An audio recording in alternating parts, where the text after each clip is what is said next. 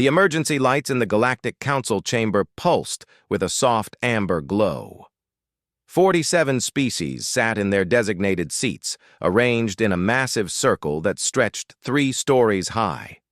The air recyclers hummed quietly, mixing dozens of different atmospheric requirements into something every species could breathe, even if it wasn't comfortable for anyone. Captain Hyun-woo stood near the human delegation platform, his hands clasped behind his back. His dark uniform was plain compared to the elaborate armor and flowing robes worn by other species representatives. Next to him, Lieutenant Ji-won studied her data tablet, her expression neutral, but her fingers moving rapidly across the screen. At the center podium, Ambassador Da-eun waited for her turn to speak. She had been humanity's voice to the galaxy for 12 years. Her hair had gone gray in that time, and her face showed the weight of endless negotiations with species who still saw humans as children playing at galactic politics. High Arbiter Thol-Min spread his forewings slightly, a gesture that called for attention. His feathers shimmered with bioluminescent patterns that signaled his authority. When he spoke, his voice came through the translation matrix that made every word understandable to every species present. "The attacks continue," Thol-Min said. 7 more colonies have gone dark in the past cycle. The entity we have designated as the Swarm shows no signs of stopping. They consume everything. They communicate nothing. They leave only empty worlds behind. A holographic display activated above the central podium. It showed a map of the galaxy's outer rim. Red markers indicated dead colonies. There were too many red markers. They formed a line, moving steadily inward toward the more populated core systems. Counselor Vexarath rose from his seat. His species looked like a cross between an insect and a crustacean, with 6 legs and 4 arms covered in purple chitin. His voice clicked and whistled, translated into words by the Matrix. "We must establish defensive perimeters immediately," Vexarath said. "Pull all civilian populations inward. Fortify the core systems. Build station defenses at every junction point. This is our only option for survival." Several other counselors signaled their agreement. The chamber filled with the various sounds of alien approval, chirps and hums and deep rumbling tones. "Evacuation is the priority," added Counselor Mareshna, whose species resembled a floating jellyfish. "We save who we can. We abandon what we must. We have seen this pattern before in galactic history. When an unstoppable force appears, survival means retreat." More agreements rippled through the chamber. Hyun-woo noticed the pattern. Every species was thinking the same way. Pull back, defend, survive, wait for the threat to exhaust itself or move on. Vexarath's eyes, multifaceted and dark, turned toward the human delegation. "Perhaps our newest members have thoughts? Though I wonder what a species with only 42 military vessels can offer to a discussion of fleet tactics." The subtle insult landed exactly as intended. Several counselors made sounds that the translation matrix couldn't quite capture, but Hyun-woo understood the tone. Amusement, dismissal. Ji-won's jaw tightened slightly, but she didn't look up from her tablet. Hyun-woo remained perfectly still. Da-eun smiled. It wasn't a warm smile. "Thank you, Counselor Vexarath. Yes, humanity would like to contribute to this discussion. However, I think it would be more productive if we consulted with our military command directly. Would the Council permit a live connection to human fleet operations?" Thol-Min's feathers shifted through a pattern that indicated consideration. "This is irregular. We are discussing strategy, not requesting operational data." "Of course," Da-eun said, "but our military approaches these situations differently than most species.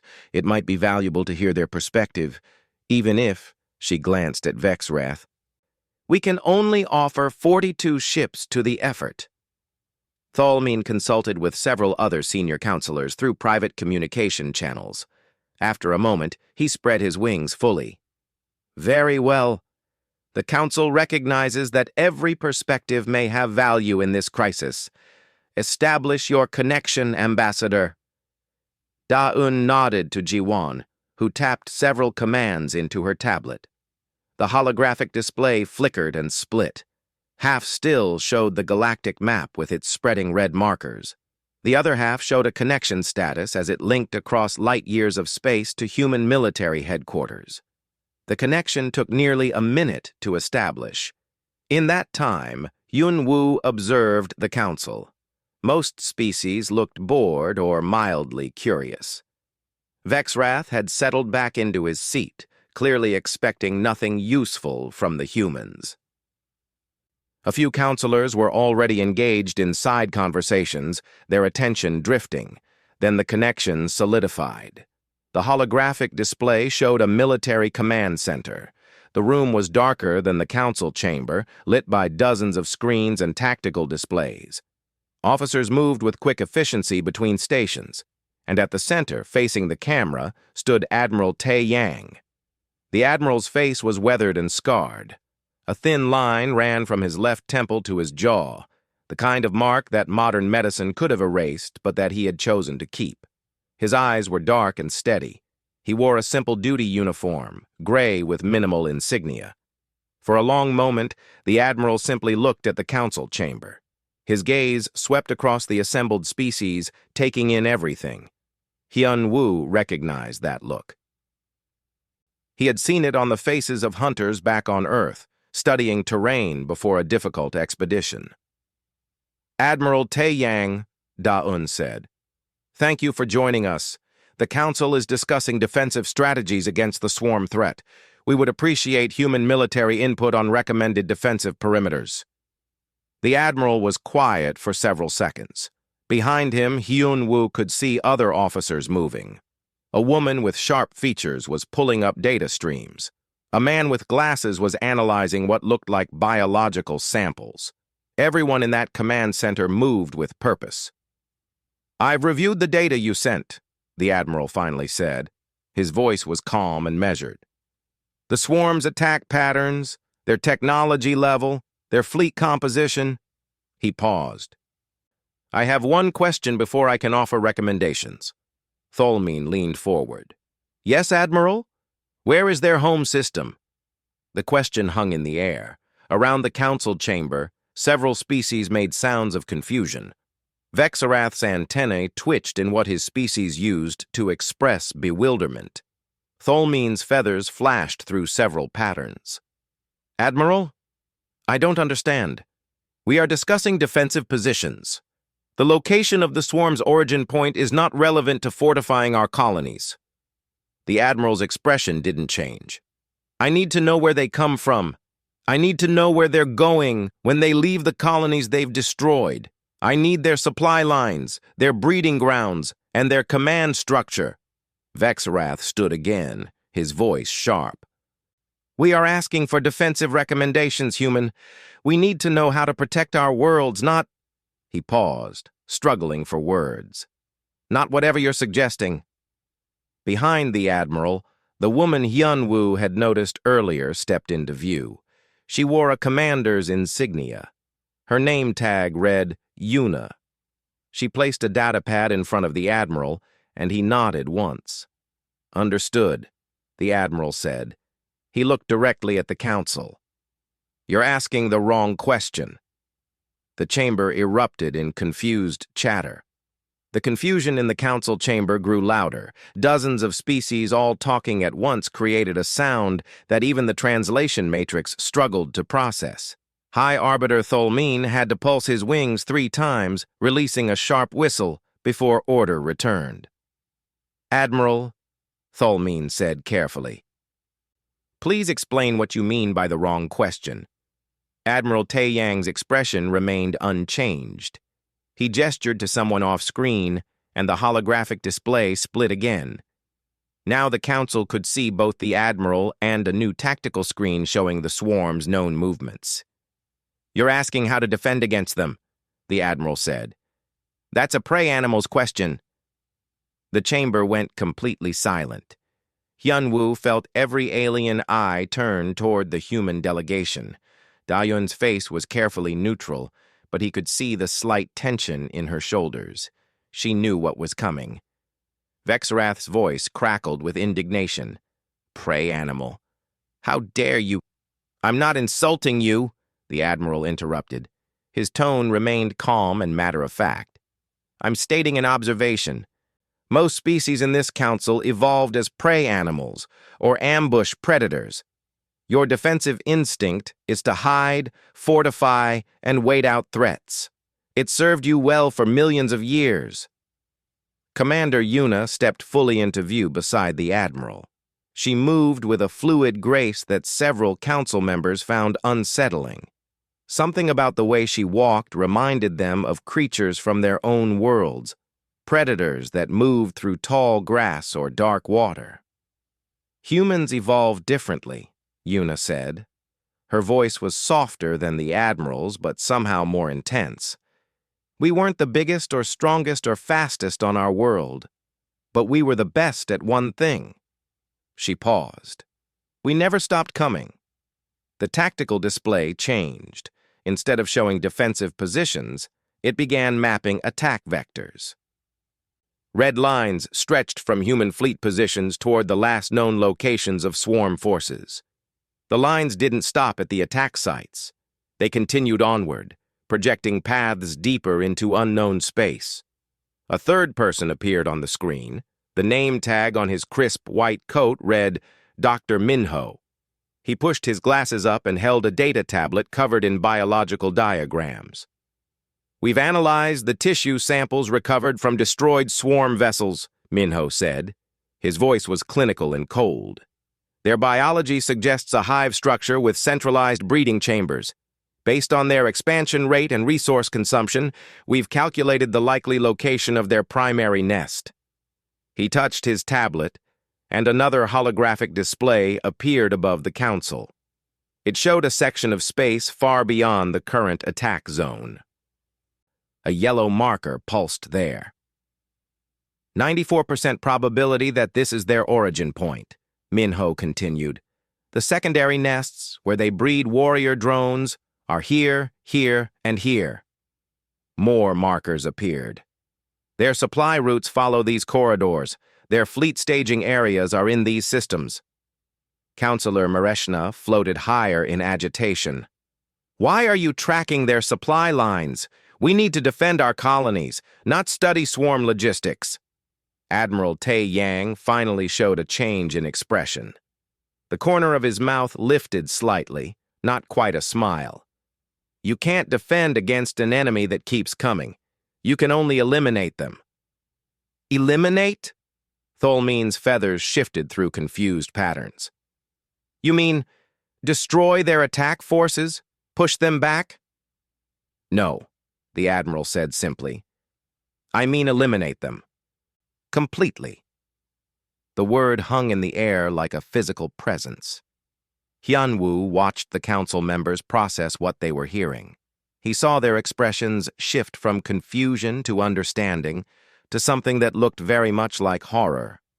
Vexrath stood so quickly, his chair scraped against the floor. "You're talking about pursuing them, chasing them across systems. That's insane. Our doctrine is to defend our territory, not launch offensive campaigns into unknown space." Yuna's tactical display updated again. Now it showed fleet formations, but not defensive ones. These were pursuit formations, designed for speed and endurance rather than heavy armor and firepower. "Your doctrine," Yuna said quietly, "is designed to outlast threats, to survive until the predator moves on to easier prey. But the swarm isn't a predator in that sense. They're more like locusts. They won't stop because you defend well. They'll just keep coming until everything is consumed." She expanded the tactical view to show human ship designs. Hyunwoo had seen them before, but he tried to view them through alien eyes. Sleek hulls built for acceleration, minimal defensive plating to reduce weight, long-range sensors and tracking systems. These weren't ships designed to hold ground. They were built to chase.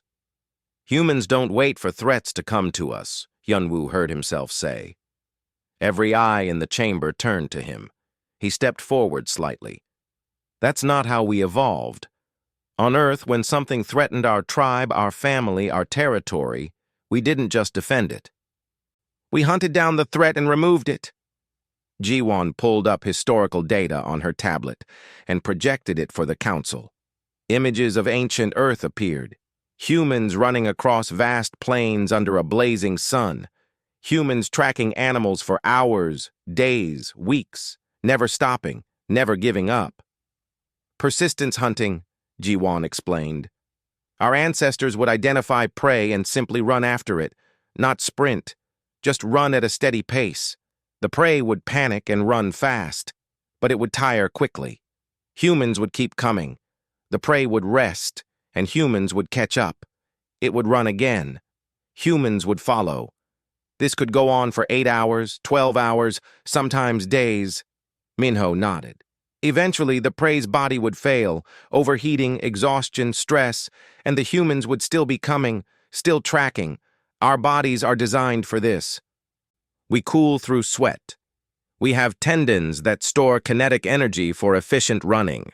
Our brains are wired to track patterns and predict movement. The council chamber had gone quiet again, but this was a different kind of silence. This was the silence of understanding, of realization, of recognizing something that couldn't be unrecognized. You're not soldiers, Vex Wrath whispered. You're hunters. Admiral Taeyang nodded once.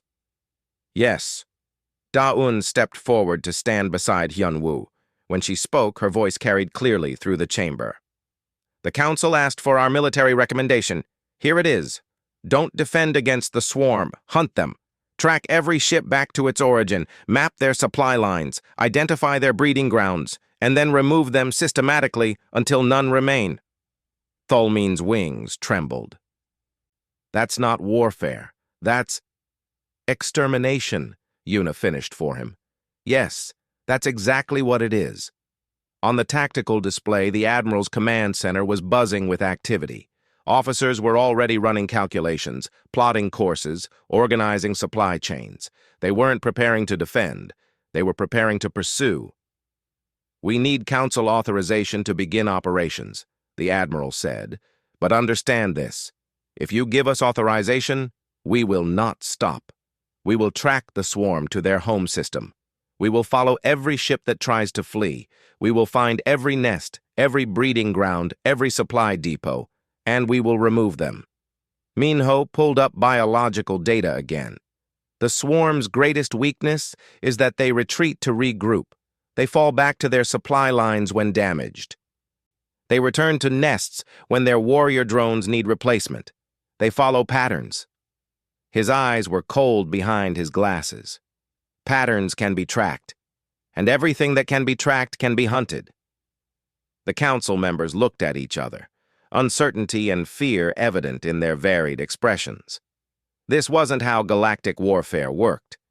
This wasn't how civilized species dealt with threats. You defended. You survived. You endured. But the humans were offering something different. Something ancient and primal that most council species had forgotten millions of years ago. They were offering to hunt. The vote took 3 hours. By galactic standards, that was remarkably fast. Usually, major military decisions required weeks of debate, subcommittee reviews, and diplomatic negotiations. But the swarm had destroyed another colony during the council session. The red markers on the map kept growing. When High Arbiter Tholmin finally announced the authorization for human-led offensive operations, his voice was heavy with uncertainty. Hyunwoo wondered if the Arbiter understood what he had just approved. From the looks on the faces of other council members, he doubted it. You have authorization, Admiral Taeyang, Tholmin said, but we will maintain observation of your operations. This council must understand what methods are being employed in our name. Understood, the Admiral replied. He turned to someone off-screen. Begin activation protocols. What happened next would be discussed in council chambers for generations. The human command center transformed. Officers who had been standing at ready positions suddenly moved with explosive purpose. Screens lit up across the entire room. Communication channels opened to human ships scattered across a dozen systems, and the Admiral's calm expression shifted into something focused and intense. All fleet elements, this is Admiral Tae Yang, authorization code Alpha 79er. We are now at Hunt Condition 1. Repeat, Hunt Condition 1. All ships are to break from defensive positions and begin pursuit operations immediately. Hyun-woo watched the Council's main display as human ships began to move. The 42 military vessels that Vexwrath had mocked earlier suddenly didn't look so insignificant. They moved with coordinated precision, abandoning the defensive perimeters around colony worlds and accelerating toward the last known swarm positions. "They're leaving the colonies undefended," a council member shouted. The translation matrix identified her as Counselor Prex, whose species resembled a bipedal amphibian. "This is madness!" Jaiwan's voice cut through the panic. "The colonies are not the target. The swarm is the target. Defending colonies means the swarm chooses when and where to attack. We're removing their initiative." Commander Yuna's tactical display updated in real time. Human ships were moving faster than Council observers had expected. Much faster. They weren't pacing themselves for long defensive patrols. They were sprinting. "Captain Siok, report," the Admiral said. A new face appeared on the screen. Captain Siok looked young, maybe 30 years old, with sharp eyes and a pilot's build. Behind him, Hyun-woo could see rows of fighter craft in a launch bay. "Fighter wing ready, Admiral," Siok said. His voice carried an edge of anticipation. 240 craft armed and fueled. Pilots are in their cockpits.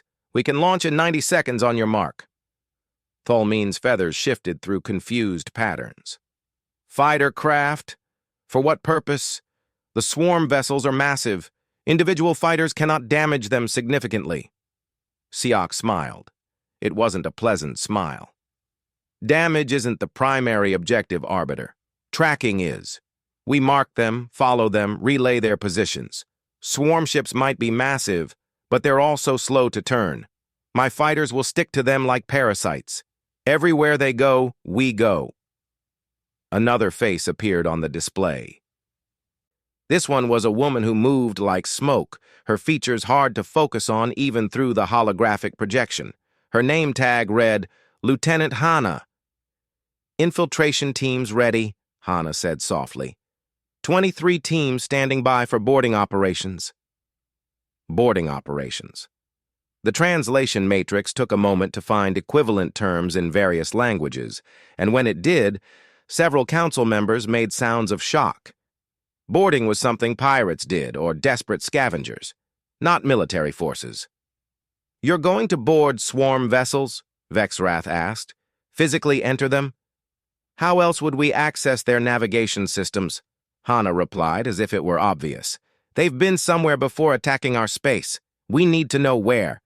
Boarding teams will extract data cores and capture any command-level organisms for interrogation." Minho appeared again, now wearing something that looked like a biohazard suit. "I'll be accompanying the first boarding team. We need live samples of the swarm's warrior class, their command class, and ideally their breeding class. Understanding their biology in detail will help us kill them more efficiently." The clinical way he said, "kill them more efficiently," made several council members visibly recoil. Hyun-woo noticed something strange happening on the biometric displays that monitored human crew members. The council's medical staff had access to health data from all participating fleets as a safety measure, but the human biometric data was doing something the alien doctors had never seen before. Heart rates were increasing across all human vessels, not dangerously high, but elevated to what should be stress levels. Adrenaline markers were spiking. Pupil dilation was occurring in nearly every human crew member. Breathing rates had increased. But the humans weren't panicking. They were getting faster, sharper, more focused. A council medical officer, a being that looked like a collection of floating spheres connected by energy fields, spoke with alarm in his synthesized voice. The humans are experiencing a species-wide physiological response. Their bodies are preparing for extreme physical activity. This is similar to what we observe in predator species on prey worlds just before they attack. Da-Yun heard this and turned to the council. My species doesn't just hunt with our minds. Our bodies are designed for it. When we identify a threat, when we commit to pursuit, our biology activates. We become faster, stronger, more alert. Our ancestors called it different things. Battle ready, hunt mode, the zone. On the screen, Admiral Tae Yang was coordinating with multiple officers at once. His movements had quickened. His voice remained calm, but there was an intensity to it that hadn't been there before. Fleet Element Alpha, you have the primary pursuit vector. Element Beta, take the secondary corridor. Element Gamma, I want you in reserve position, but ready to sprint if we get a breakaway runner. Runners? Tholmeen asked weakly. Swarm ships that try to flee when we make contact, Yuna explained. She was moving around the command center now, her earlier fluid grace replaced with something more urgent.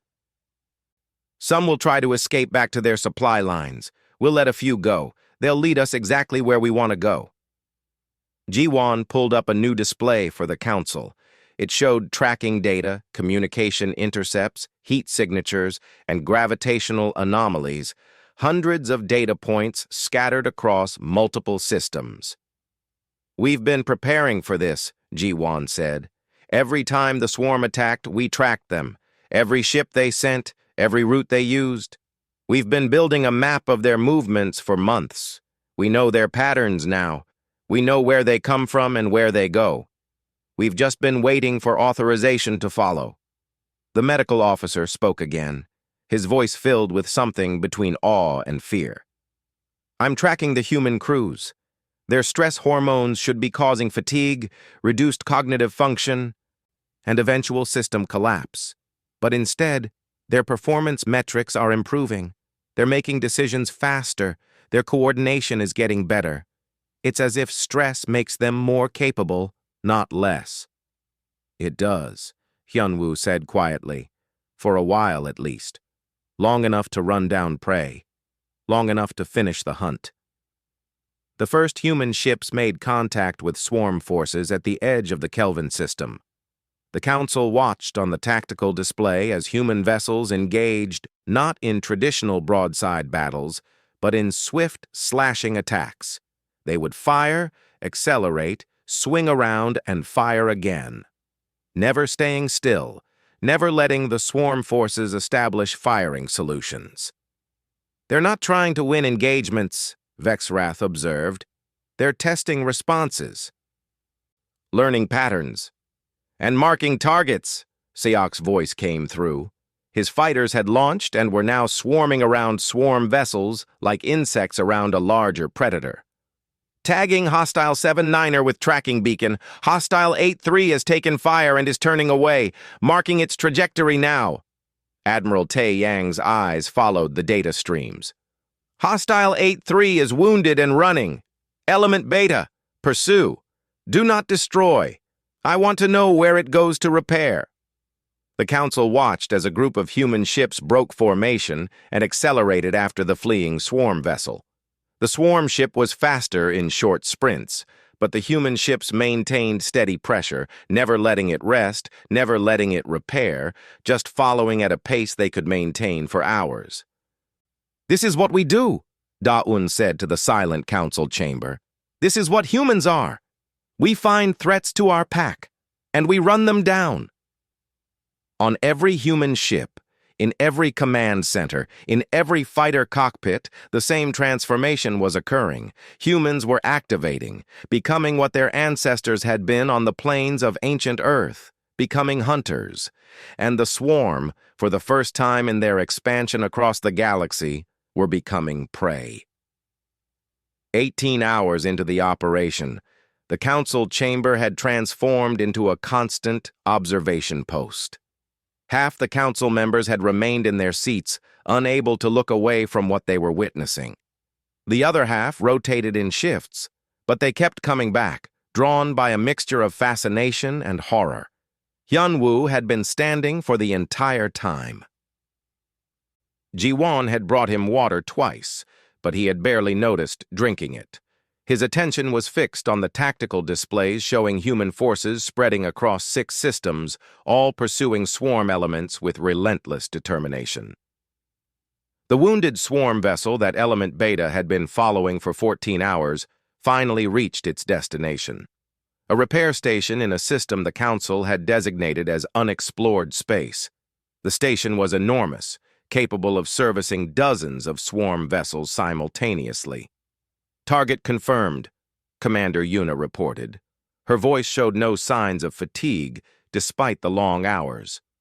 "Swarm repair and logistics station at coordinates mark 77 Alpha. Minimal defensive structures. Heavy support craft, but no warships present." Admiral Tae Yang studied the scans for 30 seconds. "Mark it. Continue observation, but do not engage.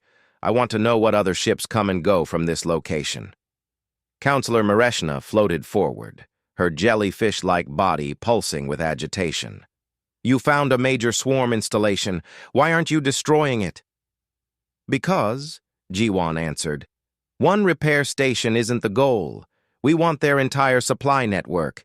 If we destroy this station now, they'll know we're hunting their logistics, and they'll change patterns. But if we watch it, track every ship that comes and goes, we can map their entire operation." "How long will you watch?" Mareshna asked. "As long as it takes," Hyunwoo replied. Another display showed Captain Seok's fighter wing. They had been flying combat patrols for 16 hours straight. The Council's medical officer kept monitoring their biometrics, expecting to see signs of exhaustion. Instead, the pilots maintained sharp focus and quick reflexes. "How are they still functional?" the medical officer asked. "Most species would require rest cycles by now. Flight operations of this intensity typically allow no more than 6 hours of continuous activity." Dayun pulled up historical data from Earth military operations. Human pilots in ancient atmospheric warfare would fly missions for 8, 10, sometimes 12 hours. Modern training and biological augmentation extends that further. But more importantly, humans can push through exhaustion when we're in pursuit. Our ancestors would track prey for days with minimal rest. Days? Tholmene's feathers shifted through disbelieving patterns. Impossible. The body requires recovery time. The body requires rest eventually, Dayun agreed, but humans can delay that rest far longer than most species, especially when we're hunting. A new voice came through the communication system. Commander Jae-sung appeared on screen, and the council members who hadn't seen him before recoiled slightly. He was massive for a human, easily 2 meters tall, with shoulders that seemed too wide for normal anatomy. His uniform was different too, heavier armor with weapon attachments. "Marine boarding force in position," Jae-sung said. His voice was deep and rough. "We have 3 swarm vessels cut off from their fleet elements, minimal escort, requesting permission to board and extract intelligence." "Granted," Admiral Tae Yang said. "Remember, we need their navigation data and any living command class organisms." "Understood, Admiral. Marines are launching now." The Council watched as small assault craft detached from human ships and accelerated toward the isolated swarm vessels. The swarm ships attempted to flee, but human fighters had already disabled their main drives. They were trapped. The assault craft attached to the swarm hulls like leeches, cutting tools activated, burning through the alien metal. And then, humans poured inside. The Council had video feeds from the boarding team's helmet cameras. What they saw made several members leave the chamber immediately. Jae-sung and his Marines moved through the swarm vessel with brutal efficiency. The swarm warriors were large, armored creatures with multiple limbs and natural weapons. They outnumbered the human boarding party 3-1. It didn't matter. The humans moved like water, flowing around obstacles, supporting each other with practiced coordination. When swarm warriors attacked, the humans didn't retreat or defend, they advanced, always forward, always pressing, Jae-sung personally took down a swarm warrior that was twice his size, using something the council would later learn was called close quarters combat. No weapons, just hands and body weight and leverage. The swarm warrior's armor cracked under the assault. "Second level clear," Jae-sung reported calmly. "Moving to command section. I have eyes on what looks like command-class organisms. 3 of them. Take them alive if possible," came Minho's voice. The doctor was on a different ship, ready to receive specimens. Understood.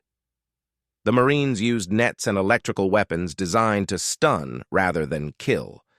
The command-class organisms tried to resist, but they had evolved to give orders, not to fight. Within minutes, all 3 were secured and being transported back to human ships. Lieutenant Hana's team was boarding a different swarm vessel. Her approach was different from Jae-sung's direct assault. Her team moved like ghosts, avoiding confrontation when possible, taking silent kills when necessary. They reached the navigation core of the swarm ship without triggering any alarms. "Accessing data core now," Hana whispered. "I'm seeing coordinates for multiple systems, supply routes, fleet gathering points. There's a lot here." "Extract everything," Admiral Tae-yang ordered. "We need complete maps of their operations." While boarding operations continued, other human ships were engaged in a different kind of hunt. Element Alpha had made contact with a full swarm battle group. 12 large warships with dozens of support craft. By traditional warfare standards, the human ships should have retreated. They were outnumbered and outgunned. Instead, they attacked. But not in the way the Council expected. The human ships didn't try to win the battle. They darted in, fired at specific targets, and retreated before the swarm could respond effectively. Then they would circle around and attack from a different angle. "They're bleeding them," Vexrath observed. He had been watching intently for hours, his earlier mockery replaced by grudging interest. "Small wounds over and over. Not enough damage to destroy the ships, but enough to stress their systems." "And learn their responses," Jiwon added. "Every time the swarm reacts, we gather data. We learn their tactics, their capabilities, their decision-making patterns. We're not trying to destroy this battle group. We're studying it." "While also hurting it," Hyunwoo said. "Prey that's wounded is slower, easier to track." The swarm battle group tried to flee, attempting to regroup with other forces. The human ships followed. Not close enough to be in weapon range, but never far enough to lose contact. Just maintaining pressure. Just keeping the swarm forces from resting or repairing. Officer Sumin appeared on the communication display. She was in a darkened room filled with computer equipment and data streams. "I've cracked their communication protocols," she reported. "Basic encryption. Very simple once you understand their bioelectrical signaling patterns. I'm monitoring their entire fleet communication network now." "What are they saying?" Admiral Tae-yang asked. "They're confused," Sumin said, and for the first time, Hyunwoo heard something like satisfaction in a human crew member's voice. "They don't understand our tactics. They keep trying to set up defensive positions, and we keep not attacking them. They keep trying to retreat, and we keep following. They're sending distress calls to their home systems." "Perfect," the Admiral said. "Those distress calls will lead us right to their primary nest." The Council watched as more and more swarm forces tried to flee the human pursuit, and every time they fled, human ships followed. Tracking, learning, mapping. "They're in full retreat," Tholmin said quietly. "The swarm that destroyed 7 colonies in as many days is running." "They're not running from battles," Da-un corrected. "They're running from being hunted. There's a difference. You can win battles through strength or tactics, but you can't out-hunt a human. You can only prey we decide to stop chasing." On the tactical display, a map was forming. Every swarm ship that fled was tracked. Every supply route was noted. Every repair station was marked.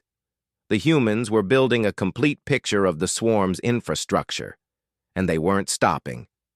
The medical officer updated his report. Human forces have been in continuous operation for 19 hours. Their performance metrics remain stable. This shouldn't be possible. Their bodies should be failing. Human bodies are built for endurance, Jiwon said. But human minds are built for persistence. We don't give up. We don't stop. We just keep coming. In the command center, Admiral Tae Yang was coordinating fleet movements across 6 systems simultaneously. He had been standing at his post for 19 hours without rest. His coffee had gone cold hours ago. His uniform showed sweat stains, but his eyes were sharp. His voice was steady. His hands didn't shake. "All elements, maintain pursuit," he ordered. "Do not let them rest. Do not let them regroup. Track every ship. Map every route. They're leading us to their home." And across human ships throughout the pursuit zone, crews heard those orders and smiled. The hunt had truly begun. 72 hours into the operation, the council chamber looked like a refugee center. Council members slept at their stations when they could no longer stay awake. Food was brought in and eaten without anyone leaving. The normal business of galactic governance had completely stopped. Everyone was watching the humans hunt. Hyun Woo had finally accepted relief from his post, sleeping for 4 hours in a side chamber before returning. When he came back, Jiwon handed him a data pad showing updated tactical information. He scanned it quickly and felt his stomach tighten. The humans had been in continuous pursuit for 3 full days. No breaks. No rest periods beyond what individual crew members could grab in short shifts. The fleet had covered more space in 72 hours than most military campaigns covered in months. "How are they still moving?" Counselor Prex asked. She looked exhausted just from watching. "This is beyond any endurance metrics we have for spacefaring species." Da-Yun stood at the human delegation platform, looking as tired as the ambassador felt. Her carefully maintained diplomatic composure was starting to crack, revealing something harder underneath. "Because we haven't caught them yet. Humans don't stop hunting until the prey is taken." On the main display, the tactical map had expanded dramatically. Human ships were now operating across 17 systems. 17. The scale was incomprehensible. Most military operations involving multiple systems took weeks to coordinate. The humans had done it in 3 days. Commander Yuna's voice came through the communication system. She sounded tired now, a roughness to her tone that hadn't been there before, but she was still sharp, still focused. "We've identified the swarm's primary hive system. Designation Kepler 1847. 15 planets, massive industrial infrastructure. This is their home." The display zoomed to show a distant star system. Red markers covered it like a disease. Swarm installations, breeding facilities, fleet yards, everything a species needed to launch galactic conquest. "Distance from current human fleet positions?" Admiral Tae Yang asked. 17 systems, Yuna replied. "If we push hard, we can reach it in 5 days." The council chamber erupted in chaos. 5 days of continuous pursuit through 17 systems. It was madness. It was impossible. It was beyond anything in galactic military history. Tholmin spread his wings wide, trying to restore order. "Admiral, this is insanity. Your crews have been active for 3 days without proper rest. 5 more days of this will kill them." "No, it won't," the Admiral said flatly. "It will exhaust them. It will push them to their limits. But humans can operate under extreme conditions far longer than you realize. Our ancestors would track prey for weeks across impossible terrain. This is just a different kind of terrain." Minho appeared on screen, and the council members who saw him were shocked. The doctor looked terrible. His eyes were bloodshot, his hair disheveled, his uniform stained. But he held up a data pad with steady hands. "I've completed analysis of the captured swarm command class organisms," he reported. His voice was hoarse but clear. "They have a centralized consciousness system. Orders come from a queen organism in the primary hive. If we eliminate the queen, the entire swarm becomes disorganized. They'll be easy to pick off individually. You've been awake for 3 days straight, the council medical officer said with alarm. You should be hallucinating by now. Your cognitive functions should be severely impaired. I took stimulants for the first 30 hours, Minho said. After that, I just kept working. The mission isn't complete yet. I'll rest when it's done. You'll die, the medical officer protested. Probably not, Minho replied without emotion. Humans have survived worse. Historical records show soldiers staying awake for 5, 6, even 7 days during critical operations. It's not pleasant, but it's possible. And this mission is worth it. Captain Siak's fighter wing was still flying combat patrols. 72 hours of continuous flight operations with pilots rotating through brief rest periods in their cockpits. The Council's aviation experts had calculated that most species pilots would be experiencing mission-critical errors by now. Siak's pilots were still performing at nearly full efficiency. I don't understand, Counselor Vexrath said. He had stopped being antagonistic hours ago, replaced by genuine scientific curiosity. Your biometric data shows exhaustion. Your bodies are depleted. Your stress hormones are at dangerous levels. Why aren't you making mistakes? Captain Siak answered from his cockpit. The camera showed his face, haggard and worn, but still alert. Because we're hunting. Human brains work differently when we're in pursuit. We focus better. We ignore pain and fatigue. We become sharper even as our bodies get weaker. It's how our ancestors survived. Jae-sung's Marines had boarded 8 more swarm vessels in the past 2 days. Each boarding action was a nightmare of close combat and violence. The Marines looked like they had been through a war. Their armor was scorched and damaged. Several had visible injuries, but they kept boarding ships, kept fighting, kept capturing intelligence and specimens. Commander Jae-sung, Tholmin said directly, your medical readouts show that you have cracked ribs, a concussion, and severe muscle strain. You should be in a medical bay. I've had worse, Jae-sung said simply.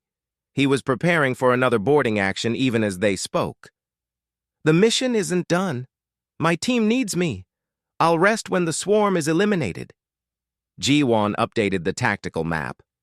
Human forces had now mapped the swarm's complete supply network. Every repair station, every breeding facility, every supply depot, every fleet staging area. The humans knew where everything was. We have complete intelligence on swarm infrastructure, Ji-won reported. 17 major installations, 43 minor facilities, and 1 primary hive. We've calculated optimal attack sequences to cause maximum disruption. Admiral Tae Yang studied the data. Around him, his command staff looked as worn as every other human in the fleet. 3 days without proper rest. 3 days of constant pursuit. 3 days of relentless pressure. All fleet elements, the Admiral said. His voice had gone rough and raw, but it carried absolute authority. We advance on the primary hive. Maintain pursuit formations. Element Alpha will take point. Elements Beta and Gamma will flank. All fighter wings launch when we reach system boundary. All Marine forces prepare for ground operations. Ground operations? Mareshna asked weakly. You're going to invade their home planet? We're going to eliminate the Queen, Minho explained. She's the command nexus, the brain of the swarm. Without her, they're just animals. Dangerous animals, but animals. We can hunt them down individually after that. The word hunt had become common in the human vocabulary over the past 3 days. The council members heard it in every report, every order, every communication. Humans didn't fight the swarm. They hunted them. Officer Su Min provided an update on swarm communications. They're panicking. Their distress calls are becoming desperate. They're calling ships back from outer systems. They're fortifying the primary hive. They know we're coming. Good, Admiral Tae Yang said. Let them prepare. Let them fortify. Let them gather their forces in one place. It makes our job easier. Vexwrath stood slowly. Admiral, I must ask, if you eliminate the swarm completely, you will have committed genocide against an entire species. How do you justify this? The Admiral was quiet for a long moment. Then he looked directly at the council chamber. The swarm killed millions of civilians. They destroyed 7 colonies without warning or mercy. They would have continued until everything was consumed. They gave no quarter, made no attempt at communication, showed no capacity for coexistence. He paused, and his eyes were hard. Humans are predators. We evolved as hunters. But we're not mindless killers. We understand threats. We understand when something can coexist with us and when it can't. The swarm can't coexist with any other species. They only consume. So yes, we're going to eliminate them. Completely. Because that's what you do with threats that can't be reasoned with. Daun stepped forward. The council asked humans to defend against the swarm. But humans don't just defend. When something threatens our pack, our family, our tribe, we remove the threat. Permanently. That's not cruelty. That's not evil. That's survival. She looked around the chamber at the exhausted, frightened council members. You called us here because you were desperate. Because your defensive strategies weren't working. Because you needed something different. Well, this is different. This is what humans do. We hunt threats until they're eliminated. We pursue them across any distance. We never stop. We never give up. We never let them rest. Hyun-woo watched the council members process this. He saw the fear in their eyes, not just fear of the swarm anymore, fear of what humans were, fear of what they had invited to sit among them. You're afraid of us now, Hyun-woo said quietly. You're afraid that someday humanity might decide one of you is a threat, that we might hunt council species the way we're hunting the swarm. The silence that followed confirmed his words. Good, he continued. That fear will keep you honest. It will make you think twice before threatening humans or human interests. But understand this. We protect our pack. Right now, you're part of our pack. The council is part of humanity's tribe. And humans will die to protect their tribe. Jiwon pulled up casualty reports. 12 human crew members killed in action, 43 wounded, out of 3,000 personnel. We've suffered minimal casualties because we dictate the terms of engagement. We attack when and where we choose. We retreat when we choose. We're not defending. We're hunting. The Admiral's command center showed increasing activity. The fleet was approaching the outer boundary of the Kepler 1847 system, the primary hive, the heart of the swarm. All forces, this is Admiral Tae Yang. We have pursued the swarm for 3 days across 17 systems. We have tracked them to their home. We have learned their weaknesses, and now we finish the hunt. Around the galaxy, on human ships exhausted but determined, crews heard those words and prepared for the final assault. They were tired. They were wounded. They were operating far beyond normal human limits. But they were still hunting, and the prey was in sight.